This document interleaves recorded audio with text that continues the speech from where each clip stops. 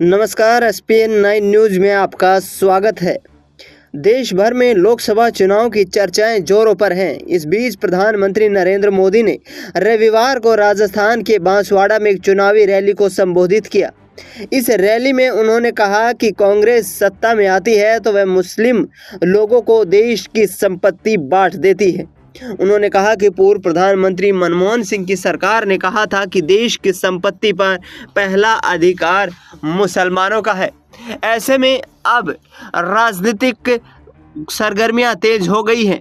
विपक्ष यहां पर बीजेपी को संविधान विरोधी बता रहा है तो भारतीय जनता पार्टी के तमाम लोग यहां पर प्रधानमंत्री नरेंद्र मोदी को यहां विजन लेकर के और आगे बढ़ने की बात कर रहे हैं। इस बीच असदुद्दीन ओवैसी ने भी प्रधानमंत्री के इस बयान पर अपनी टिप्पणी व्यक्त की है।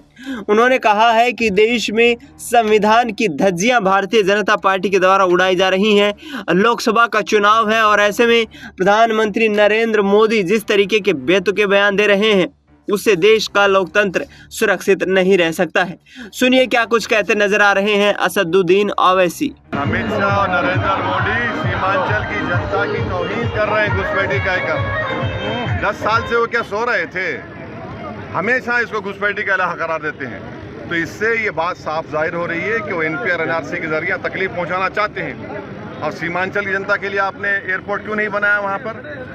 दुनिया वो एयरपोर्ट नहीं बनाते और सिर्फ घुसपैठी कह के बदनाम कर रहे सीमांचल। हाँ, दूल्हे भाई के बगैर जिंदा नहीं रह सकते ना वो। तो आपने सुना यहाँ पर जिस तरीके से असदुद्दीन ओवैसी ने कहा कि देश में इस वक्त विकास की बात होनी चाहिए थी, रोजगार की बात होनी चाहिए थी, कृषि, सिंचाई, ग्रामीण इंफ्रास्ट्रक्चर में निवेश की बात होनी चाहिए।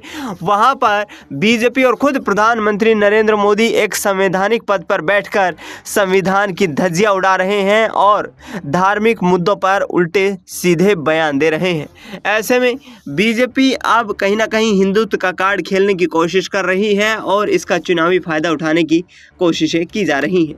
फिलहाल इस खबर में इतना ही। देश दुनिया की तमाम बड़ी खबरों के लिए आप देखते रहिए एसपीएन 9 न्यूज़।